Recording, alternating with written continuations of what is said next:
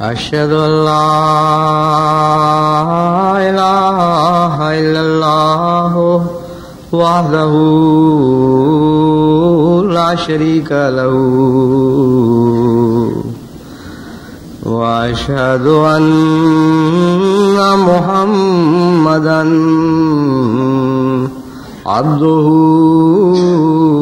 ورسوله أما بعد فأعوذ بالله من الشيطان الرجيم بسم الله الرحمن الرحيم الحمد لله رب العالمين الرحمن الرحيم مالك يوم الدين إياك نعبد وإياك نستعين اهدنا الصراط المستقيم صراط الذين أنعمت عليهم غير المغضوب عليهم ولا الضالين لا يؤاخذكم الله باللغو في أيمانكم ولكن يؤاخذكم بما كسبت قلوبكم والله غفور حليم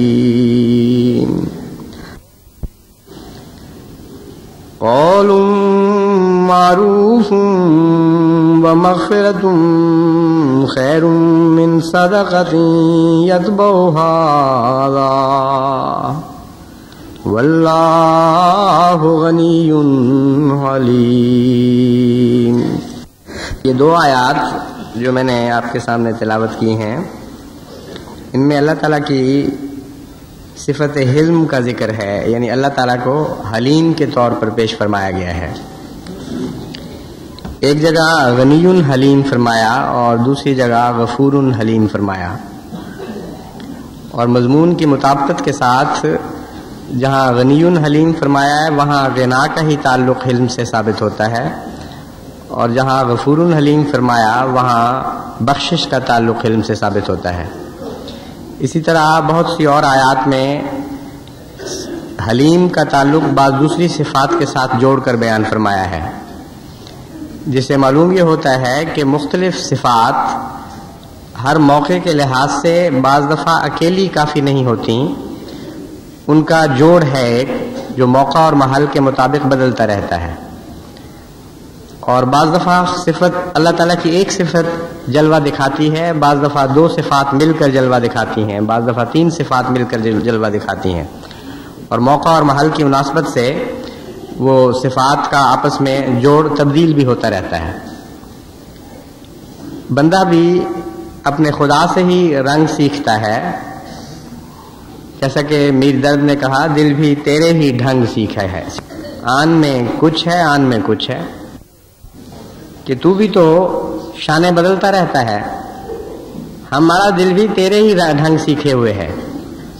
آن میں کچھ ہے، آن میں کچھ ہے، کل یومن ہوا فی شان کی تفسیر بیان کی انہوں نے.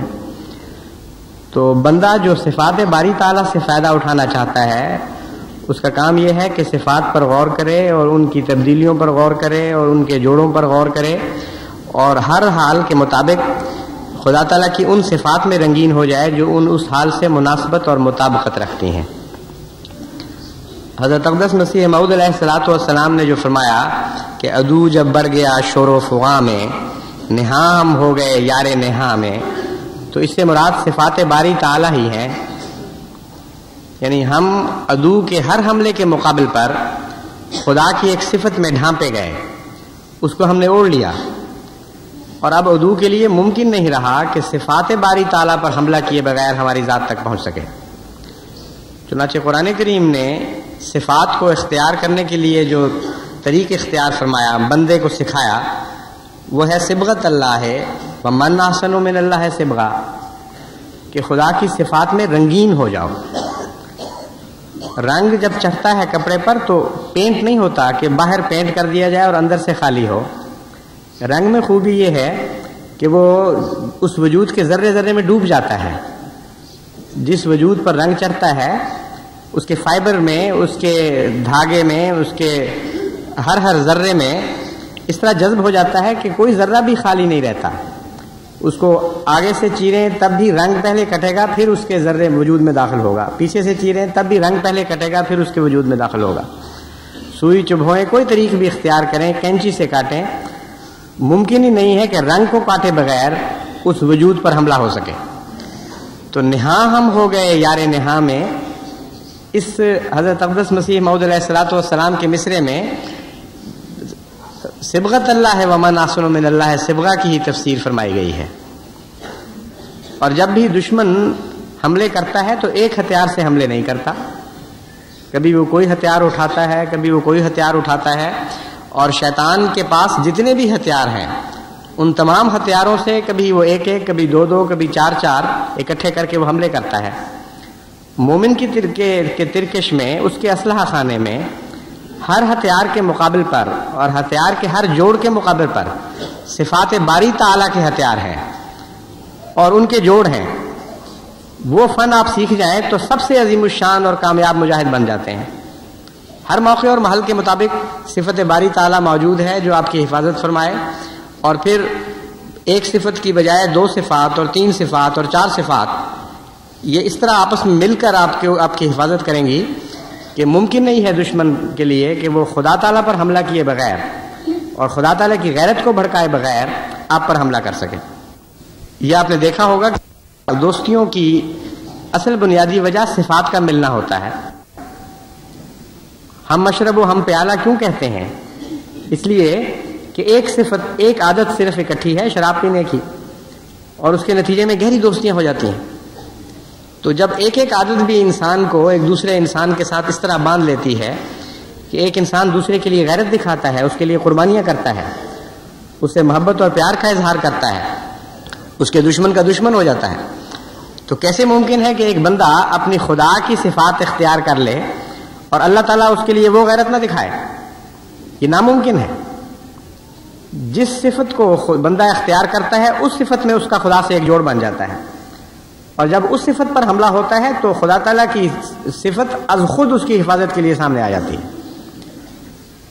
بس اس لحاظ سے حلم بھی ایک بہت ہی عظیم الشان صفت ہے جس کو اپنانے کی ضرورت ہے، اور خصوصاً اس وقت جب کہ دشمن غیظ و غضب دکھا رہا ہو اور حد سے آگے بڑھ رہا ہو، اس وقت حلم کی صفت کی بہت ہی ضرورت پیش آتی ہے۔ حلم کے معنی ہیں بردباری، فہم اور عقل، لیکن حلم میں اور عام عقل میں، عام فہم میں ایک فرق یہ ہے کہ جو قامہ اور استقامہ میں ہے، قامہ بھی کھڑے ہوئے شخص کے لیے بولا جاتا ہے اور استقامہ بھی کھڑے ہوئے شخص کے لیے بولا جاتا ہے، لیکن قامہ میں مقابلہ نہیں ہوتا، استقامہ میں مقابلہ پایا جاتا ہے۔ قامہ ایسے کھڑے ہوئے آدمی کے متعلق کہہ سکتے ہیں جو از خود کھڑا ہے، کوئی اس کو دھکا نہیں دے رہا، کوئی تیز ہوا نہیں چل رہی اس کے قدم اکھاڑنے کے لیے، لیکن استقامہ اس شخص کے لیے آتا ہے جس کو تند ہواؤں کا مقابلہ ہو، دھکوں کا مقابلہ ہو، مشکلوں کا مقابلہ ہو، زلازل کا مقابلہ ہو، اس کے باوجود اس کے پائے ثبات میں لغزش نہ آئے، وہ قائم رہے اپنے حال پر مخالفتوں کے باوجود۔ بس حلم اس عقل کو کہتے ہیں جو غصے کے باوجود قائم رہے، اور حلم اس عقل کو کہتے ہیں جو دشمن کے غصے کے باوجود بھی قائم رہے اور اپنے اندرونی غصے کے باوجود بھی قائم رہے۔ بس اللہ تعالیٰ حلیم ہے ان معنوں میں کہ جب خدا کے دشمن یا خدا کے بندوں کے دشمن غصہ دلاتے ہیں تو اس وقت بھی اللہ تعالیٰ بردبار ہوتا ہے اور اپنے حلم کو قائم رکھتا ہے، اور حلم کے نتیجے میں پھر مغفرت پیدا ہوتی ہے۔ حلم نہ ہو تو غصے کے نتیجے میں جلد بازی پیدا ہوتی ہے، اور اندرونی غصے کے مقابل پر جب انسان پر یہ لفظ بولا جائے تو اس کا معنی یہ ہوتا ہے کہ غصے کو عقل پر قبضہ نہیں کرنے دے انسان. غصہ ایک حرکت کا مطالبہ کرتا ہے، بعض دفعہ بڑی تیزی کے ساتھ، اجلت کے ساتھ کہتا ہے کہ جواب میں یہ کہو. حلم اس وقت قبضہ کر لیتا ہے اور غصے کو اپنی منمانی نہیں کرنے دیتا.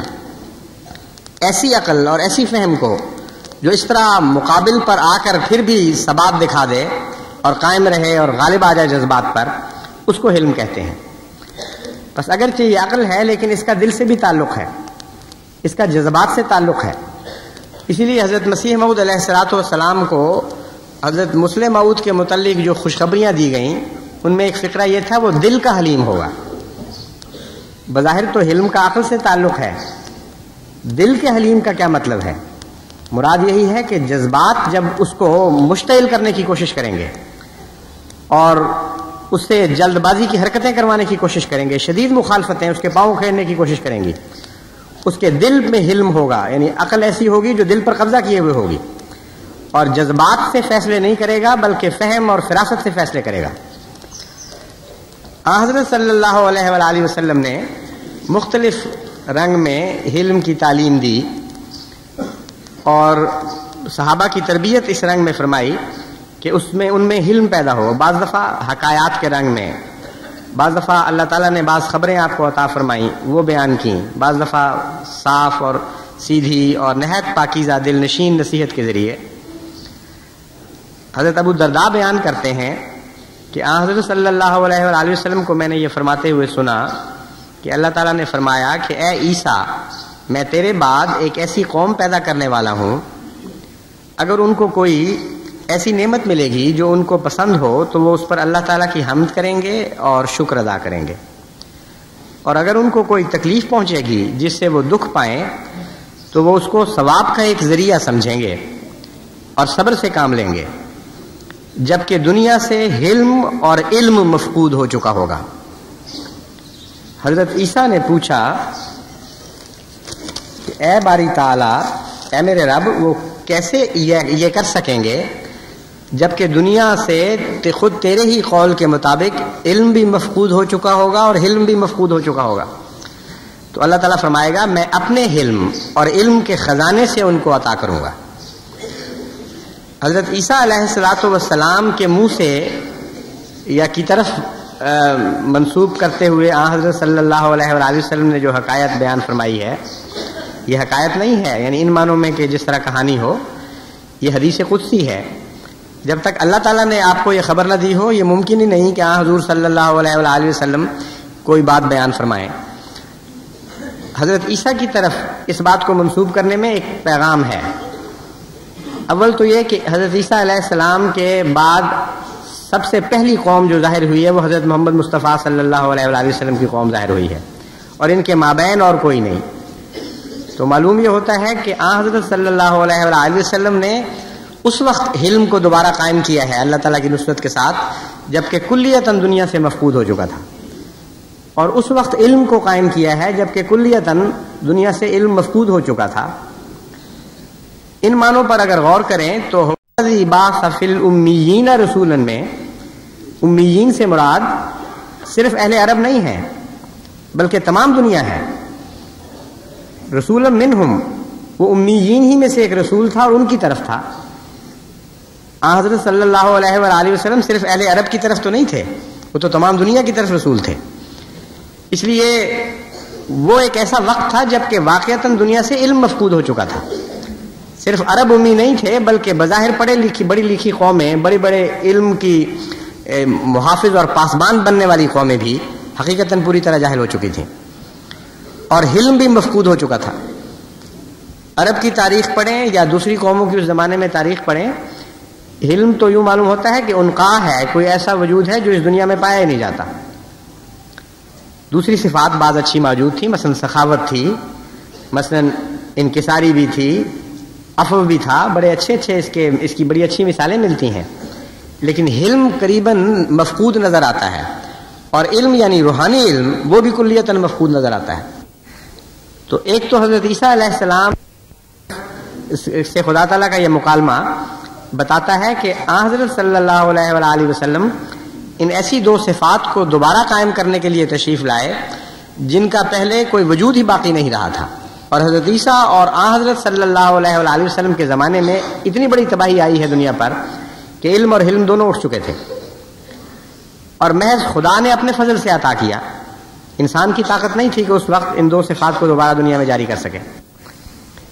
دوسرا، حضرت عیسیٰ کی طرف جب بات منسوب ہوتی ہے اور آپ کے بعد کہا جائے تو اس سے مراد دوسرا عیسوی دور بھی ہے، یعنی مسیح کا ایک اول دور بھی اور مسیح کا ثانوی دور بھی.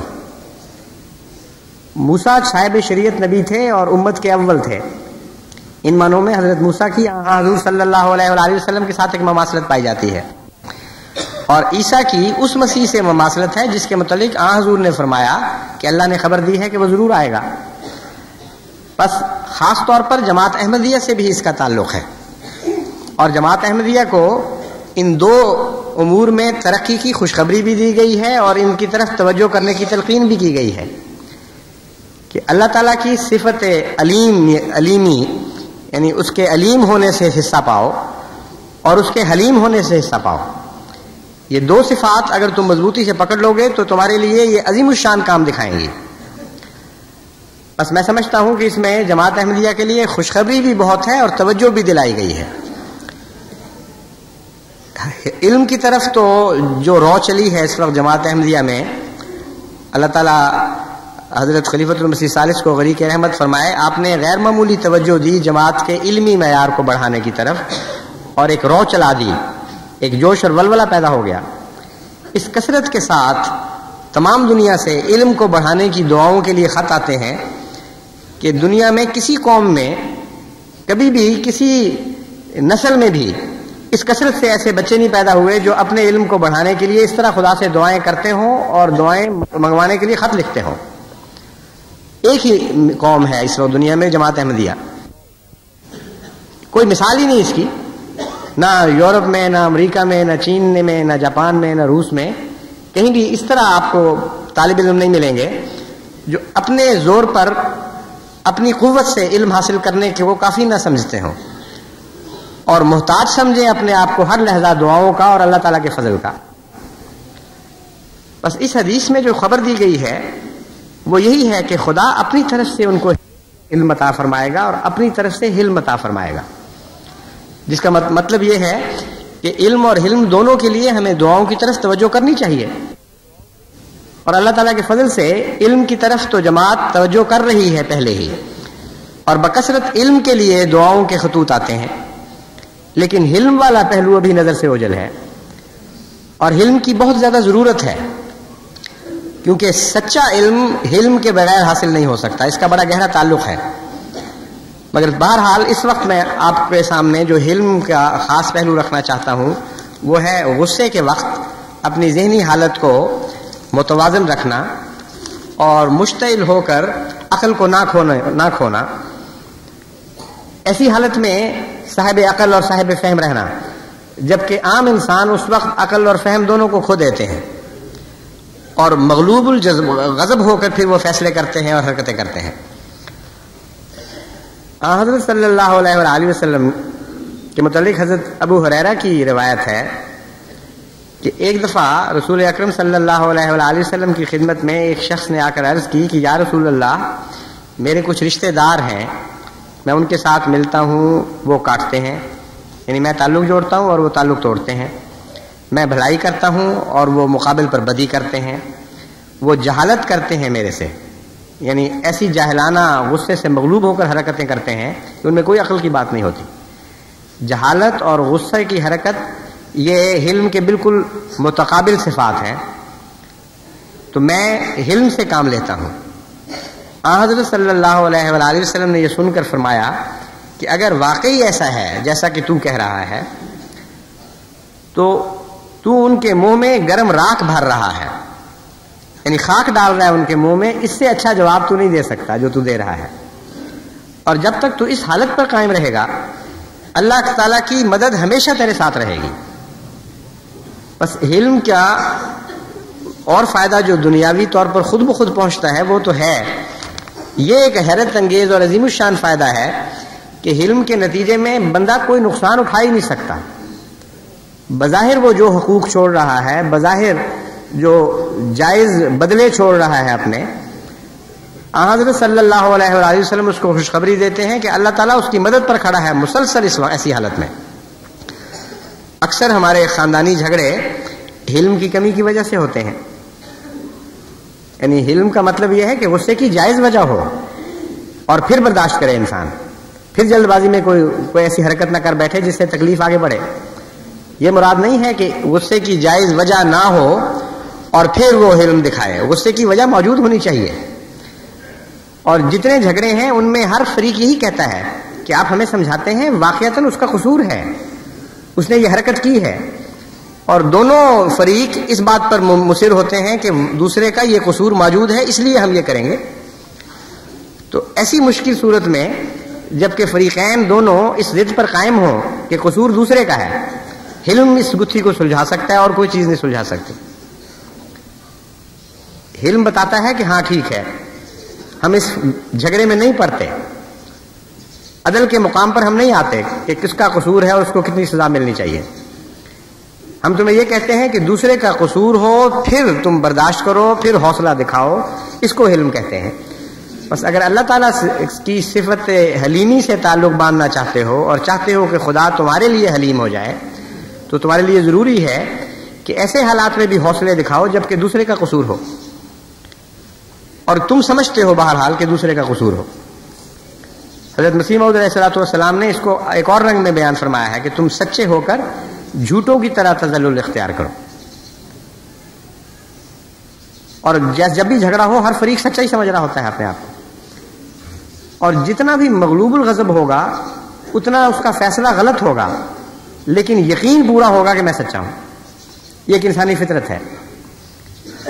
تو حلیم کا اول تو فیصلہ ہی درست ہوتا ہے اور اس کے اندر سے ایک علم پھوٹتا ہے جو ہمیشہ اس کی رہنمائی سچی کرتا ہے، اس کو ایک روشنی عطا کرتا ہے کہ یہاں کتنا قصور تمہارا ہے، کتنا مد مقابل کا ہے. لیکن حلم کی کمی کے نتیجے میں اول تو یہ مشکل صورتحال پیدا ہو جاتی ہے کہ ہر فریق لازماً اپنے آپ کو سچا سمجھتا ہے کیونکہ غصے کی حالت میں فیصلے کر رہا ہے. اگر وہ ٹھنڈے مزاج سے فیصلہ کرے جس کو حلم کہتے ہیں تو ہو سکتا ہے اس کا فیصلہ بالکل مختلف ہو. لیکن حلم اب بھی اس کی مدد پہ آتا ہے. وہ کہتا ہے بہت اچھا، تم نے غصے کی حالت میں ایک فیصلہ کر لیا، تم سمجھتے ہو کہ تم سچے ہو اور تمہارا مقابل جھوٹا ہے. اب خدا کی حلیمی کی صفت، اس کا حلیم ہونا تم سے یہ تقاضا کرتا ہے کہ بہت اچھا، اگر تم سچے ہو اور وہ جھوٹا ہے، تم پہ ظلم ہو گیا، تم غصے کی حالت میں ہو، اب چھوڑو اپنا حق، اب اس سے رحم کا سلوک فرماؤ. یہ حلم ہے.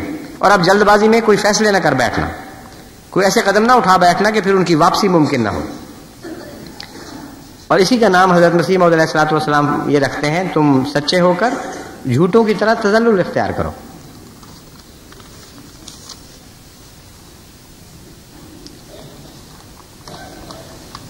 حضرت صلی اللہ علیہ وآلہ وسلم نے ایک موقع پر فرمایا، اور یہ حضرت معاذ بن انس کی روایت ہے، کہ جو شخص باوجود قدرت کے غصہ کو ضبط کرے گا، اللہ تعالیٰ اس کو قیامت کے دن سب کے سامنے بلا کر انعام خاص کا مستحق ٹھہرائے گا. یعنی صرف غصہ دو طرح کے نتائج پیدا کرتا ہے. ایک غصے کی حالت تو یہ ہو جاتی ہے کہ پھر انسان کہتا ہے جو بھی ہو میں کر گزروں گا. کمزور ہو تب بھی وہ مٹ جانے کا فیصلہ کر لیتا ہے اور مضبوط ظالم پر بھی ہاتھ ڈال بیٹھتا ہے. اور ایک غصے کی حالت ایسی ہوتی ہے کہ جس کو غصہ دلایا جائے وہ طاقتور بھی ہو یا بدلے کی طاقت رکھتا ہو، ویسے طاقتور ہو یا نہ ہو، کم سے کم اس وقت کسی پہلو سے بدلے کی طاقت رکھتا ہو.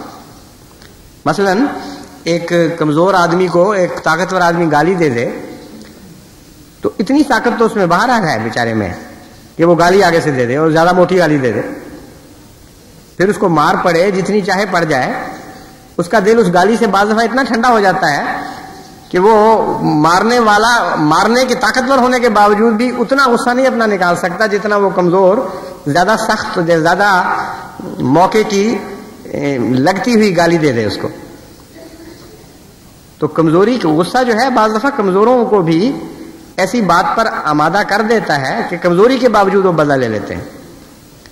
اسی قسم کا ایک لطیفہ بھی آتا ہے کہ ایک بہت مضبوط موٹا تازہ پہلوان اکھاڑے سے آ رہا تھا، چپڑا ہوا سارا جسم تیل سے اور ٹنڈ کروائی ہوئی چمکتی ہوئی، سر منڈایا ہوا اور اوپر تیل ملا ہوا. تو ایک کمزور سا بیچارہ آدمی دبلا پتلا جا رہا تھا، وہ اس نے پیچھے سے اچھل کر اس کے سر پہ ٹھونگا مار دیا. اس نے جو مڑ کے دیکھا تو اس کو اور بھی غصہ آیا کہ کوئی مقابل کا ہوتا تو اور بات تھی، اس کو ضرورت.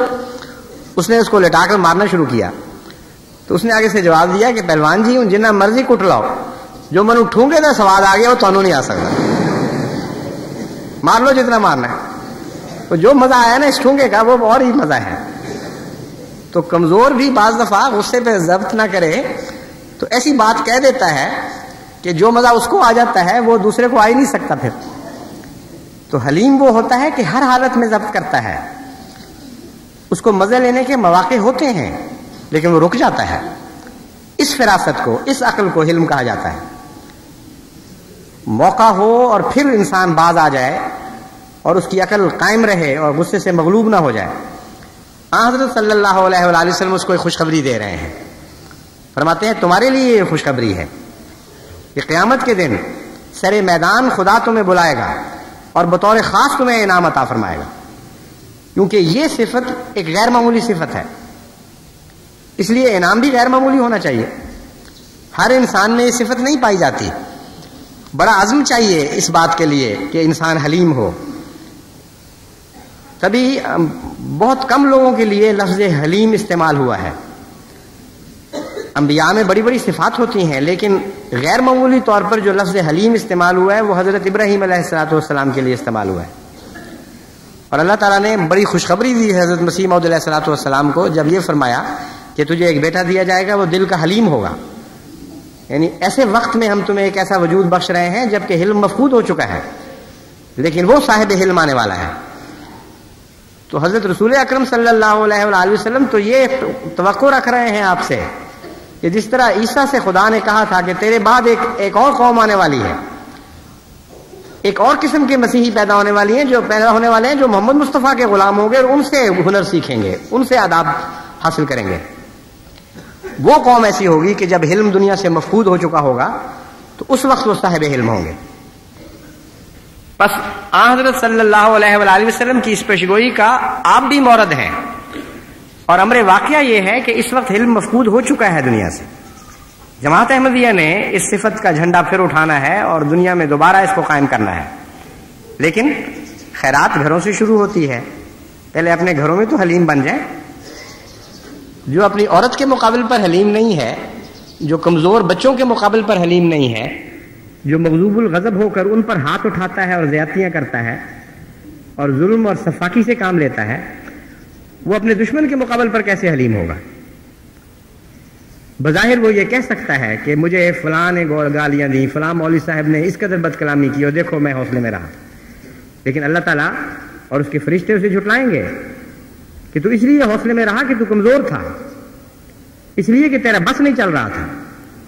جب میرے کمزور بندے تیرے سپورٹ کیے گئے تھے، جن پر تیرا بس چلتا تھا، اس وقت تو نے کبھی حلم نہیں دکھایا. بس تو نے میری صفت حلم سے تعلق توڑ ڈالا ہے، تیرا میں اس سے کوئی تعلق نہیں ہے اس پہلو سے.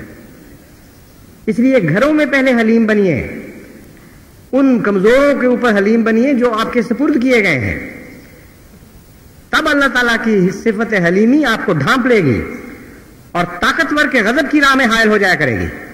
توفیق نہیں دے گی کسی طاقتور کو کہ اس کا غصہ آپ پر ٹوٹ پڑے، کیونکہ آپ نے خدا کی خاطر اپنے غصے کو روکا تھا اور اپنی فہم کو قائم رکھا تھا. اللہ تعالیٰ ہمیں اس کی توفیق عطا فرمائے.